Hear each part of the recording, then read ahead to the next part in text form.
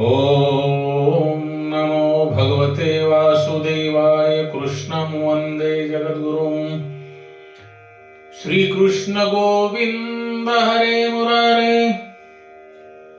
श्रीकृष्ण गोविंद हरे मुरारे। हे नाथ नारायण वासुदेवाय। आपण सर्वजण ईश्वरांचे पाईक आहोत, ज्यांनी आपल्याला मनुष्याचा जन्म दिलेला आहे। त्या भगवंताचे उपकार आपण कसे फेडणार? कुंती म्हणते, भगवंता, तुमचे उपकार आम्ही कसे फेडणार?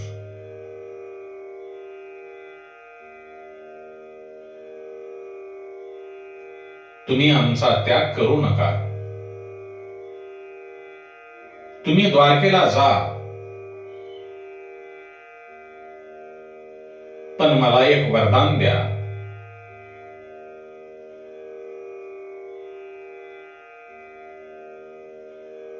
कुंतीने जे भगवान श्रीकृष्णाकडे मागितले ते या जगामध्ये, या पृथ्वी तलावर कोणीही मागणार नाही।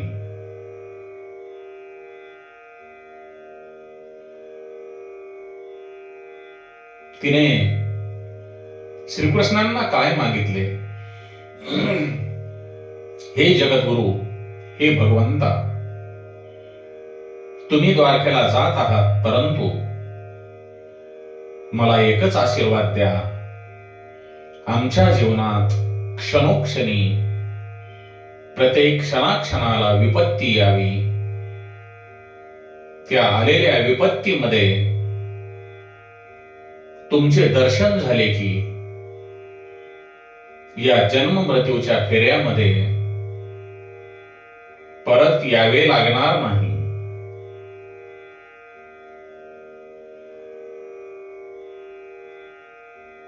मनुष्याला दुःखामध्ये भगवंताची आठवण होते आणि भगवंताच्या चरणी लीन व्हावेसे वाटते। मनुष्याची विपत्ती हीच खरी संपत्ती आहे। भगवंताचे विस्मरण हीच खरी विपत्ती आहे आणि भगवान श्री हरी नारायणांचे स्मरण हीच खरी संपत्ती आहे। कुंतीचे बोलणे ऐकून भगवान श्रीकृष्ण म्हणतात, हे आते बुवा, आता तुला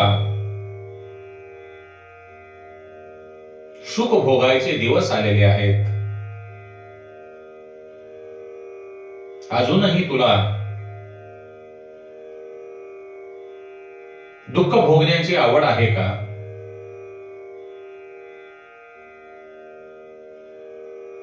मनुष्याचा सर्व प्रकारचा अभिमान गळून गेला की माणूस दीन होतो आणि दीन झालेला माणूस ईश्वराला आवडतो। कुंती ही दीन झाली होती। तिच्या मनात जे होते तेच मागणे तिला योग्य वाटले। दुःखात नारायणाचे स्मरण करणे हेच तिला सुखाचे वाटते। जीव हा भगवंताला विसरतो, याचे कारण मद आहे। मद 4 प्रकारचा आहे: विद्यामद, यवनमद, द्रव्यमद आणि अधिकारमद। विद्यामदामुळेच एखादा प्राध्यापक भजन कीर्तन ऐकताना टाळ्या वाजवत नाही, कारण त्याला टाळ्या वाजविण्याची लाज वाटते। पण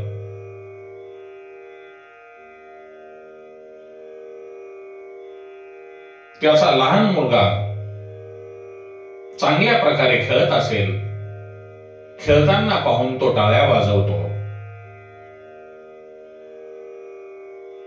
त्याला मिळालेल्या विद्यामदाने तो भगवंताला विसरतो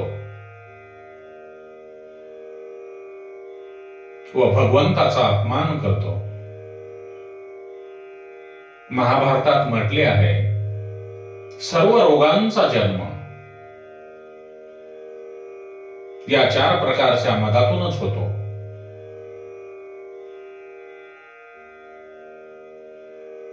दुष्टांचा विनाश करण्यासाठी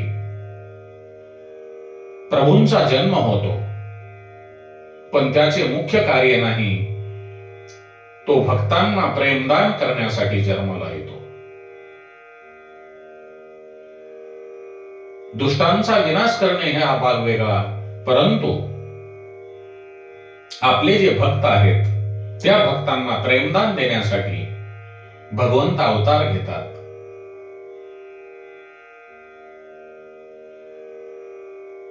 भगवान श्रीकृष्ण बाललीला करत असताना त्यांच्या मातोश्री यशोदामाईने त्यांना बांधून ठेवले होते. ती भगवंताला म्हणते, माझ्यावर एवढी दया करा, मला आपली अनन्य भक्ती प्राप्त व्हावी. भगवंत प्रेमबंधन विसरत नाहीत. त्यांच्यावर आपण जे प्रेमाचं बंधन टाकल्यानंतर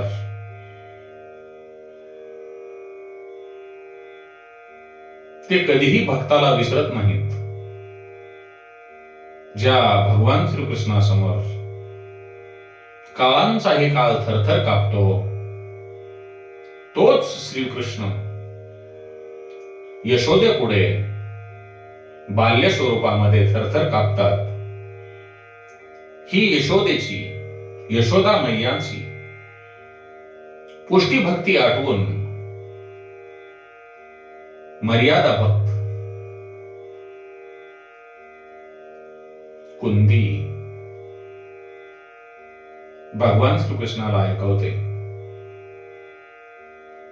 कुंतीचा भाव ऐकून, भाव जाणून भगवंत तिच्या महलात जातात.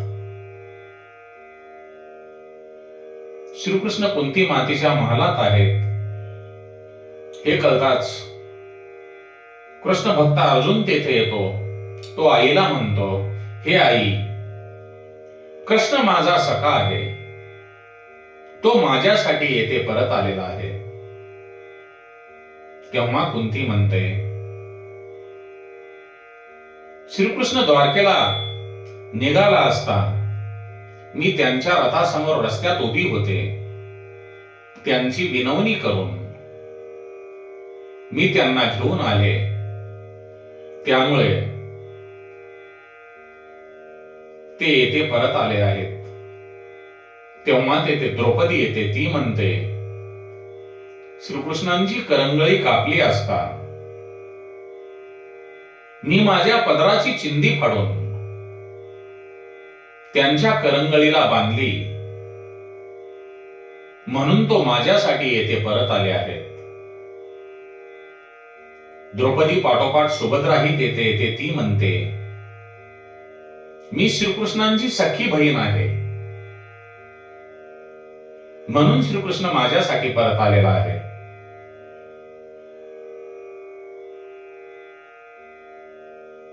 श्रीकृष्ण सर्वांचा आवडता आहे.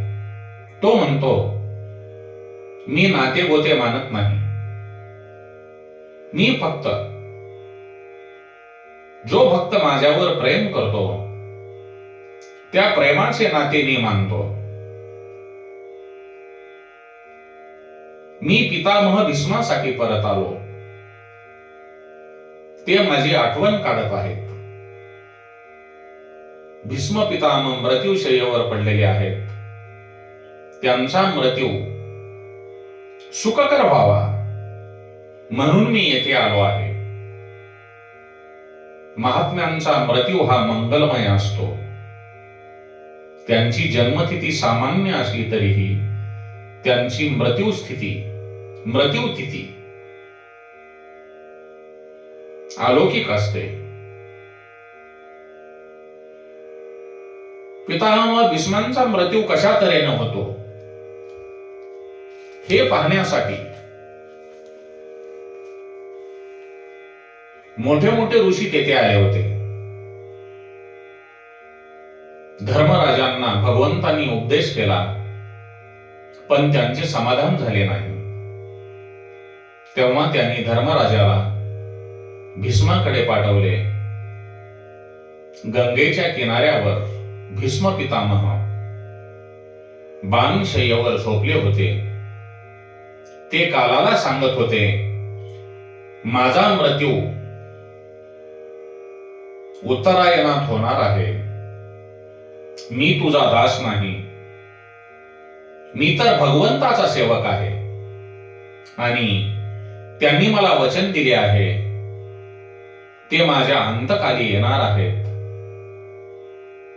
ते कोठे दिसत नाहीत. माझे नारायण आल्यावर मी त्यांचे दर्शन घेऊन मगच प्राणत्याग करेन. तेवढ्यात धर्मराज तेथे आला. त्यांच्या पाठोपाठ भगवान श्रीकृष्ण तेथे आले. पितामह भीष्म धर्मराजाला सांगतात, श्रीकृष्ण साक्षात परमात्मा आहेत आणि माझे मरण सुखकर व्हावे म्हणून ते येथे आले आहेत. भगवंत भीष्मांना दिलेल्या वचनात बांधले गेले आहेत. पितामह भीष्म ध्यानात बसले होते, पण आज त्यांच्या डोळ्यासमोर द्वारकाधीशांचे स्वरूप नव्हते. त्यांना आज काळे कांबळे पांघरलेल्या, हातात दिवा घेतलेल्या स्वरूपात भगवंत दिसत होते. काळे कांबळे पांघरून हातात दिवा घेऊन भगवंत द्रौपदी बरोबर नौकर बनून आलेले होते. द्वारपालाने त्यांचे ते रूप पाहून त्यांना अडवले. पुरुषांना आत जाण्यास मनाई आहे असे सांगून त्याने एकट्या द्रौपदीला आत सोडले. द्रौपदी आत गेली. तिने भीष्म पितामहांना प्रणाम केला. ध्यानात आलेल्या पितामहांना वाटले ही दुर्योधनाची पत्नी असेल. त्यांनी तिला अखंड सौभाग्यवती भव असा आशीर्वाद दिला. तेव्हा द्रौपदी म्हणाली, भीष्म पितामह, तुमचा आशीर्वाद नक्की खरा होईल. पितामह तिला विचारतात, तू कोण आहेस? तेव्हा द्रौपदी उत्तर देते, मी पांडव पत्नी द्रौपदी आहे. भीष्म पितामह तिला म्हणतात, मी तुला जो आशीर्वाद दिला आहे तो नक्की खरा होणार. पांडवांना मारण्याची जी प्रतिज्ञा आहे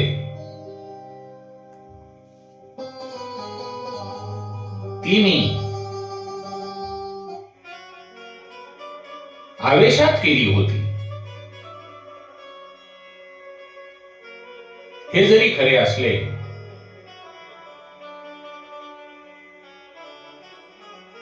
तरी माझे मन त्यांना मारण्यासाठी तयार नाही. पण मला तू एक गोष्ट सांग, तुला इथे कोणी आणले? हे बहुधा श्रीकृष्णांचेच काम असणार.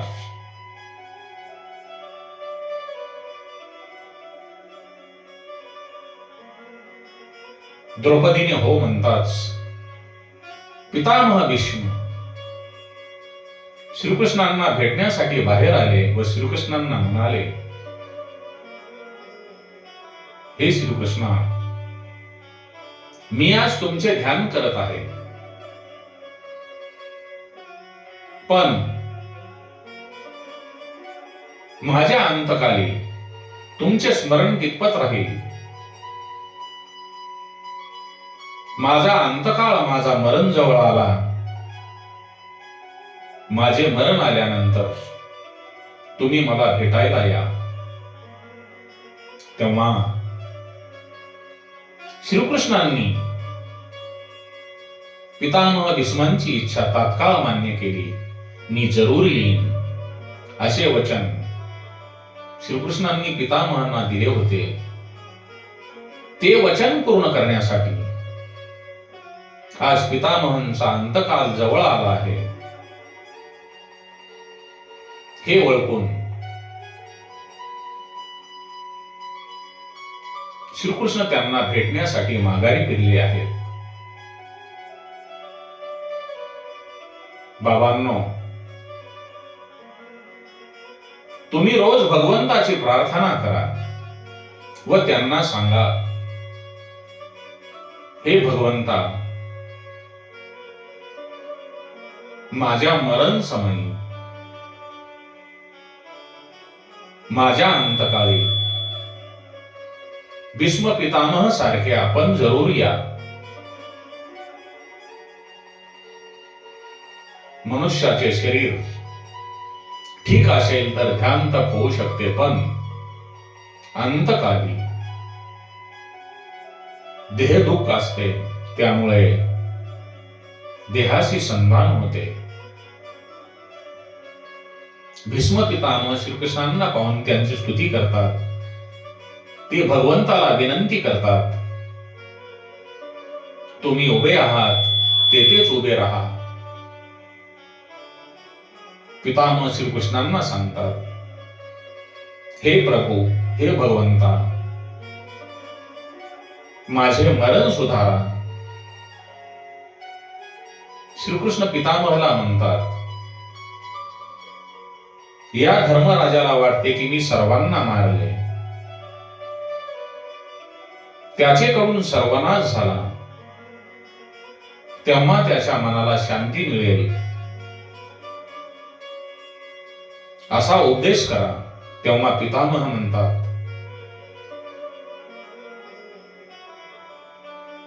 धर्मराजांच्या शंकेचे निरसन करण्याआधी हे श्रीकृष्णा, तुम्ही माझ्या शंकेचे निरसन करा. माझे जीवन निष्पाप आहे, माझे मन पवित्र आहे, माझी इंद्रिय सुद्धा आहेत. मग मी आज या बाणशय्येवर झोपण्याची शिक्षा का भोगत आहे? मला खूप वेदना होत आहे. श्रीकृष्ण पितामहांना उत्तर देतात, पितामह, तुम्ही पाप केले नाहीत म्हणून तर मी तुम्हाला भेटायला आलो आहे. पण तुम्ही जे उघड्या डोळ्याने निमूटपणे पाहिले आहे त्यांची शिक्षा तुम्ही भोगत आहात. पाप करणे हे अयोग्यच आहे, पण कोणी पाप करत असताना कोणताही विरोध न करता ते पाप पाहणे, कोणाच्याही पापाचा विचार करणे हे सुद्धा पापच आहे. म्हणून कोणी पाप करत असताना, कोणी वाईट गोष्ट करत असताना ती आपण पाहू नये आणि ऐकूही नये. भीष्म पितामह श्रीकृष्णांना म्हणतात, मी कोणते पाप पाहिले? तेव्हा श्रीकृष्ण उत्तर देतात, पितामह, ज्या दिवशी दुशासन द्रौपदीला घेऊन सभेत आला तेव्हा तुम्ही तेथेच बसला होता. द्रौपदीला सभेत आल्यानंतर दुर्योधन दुशासनाला म्हणाला की द्रौपदी आता आमची दासी झाली आहे, तिला निर्वस्त्र कर. तेव्हा द्रौपदीने तुमच्या समोर याचना करून सांगितले होते की जे पती स्वतः हरले आहेत त्यांना मला जुगारात लावण्याचा काय अधिकार आहे. तिने तुमच्याजवळ न्याय मागितला होता.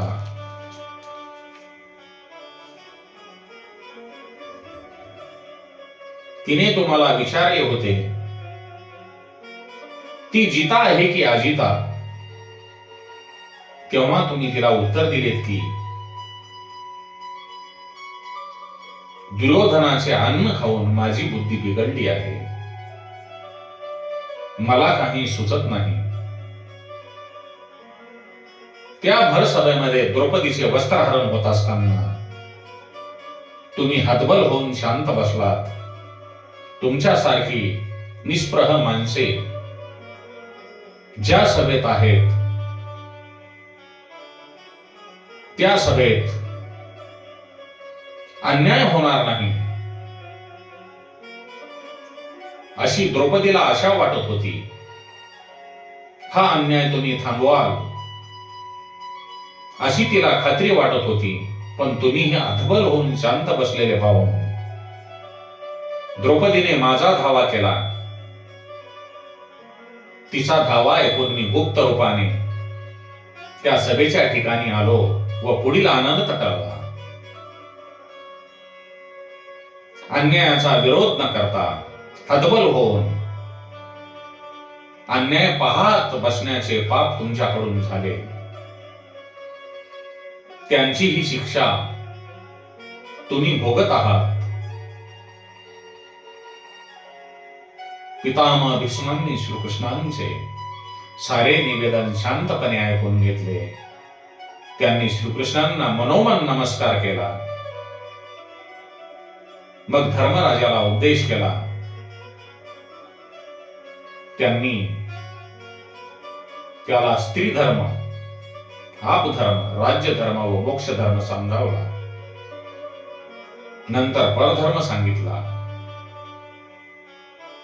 धर्मराजाने भीष्म पितामहांना विचारले, सर्व धर्मात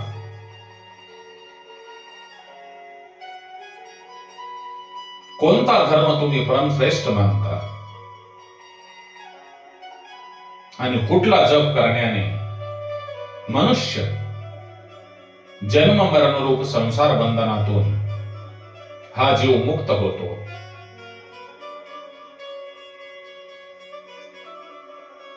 तेव्हा भीष्म पितामह अर्जुनाला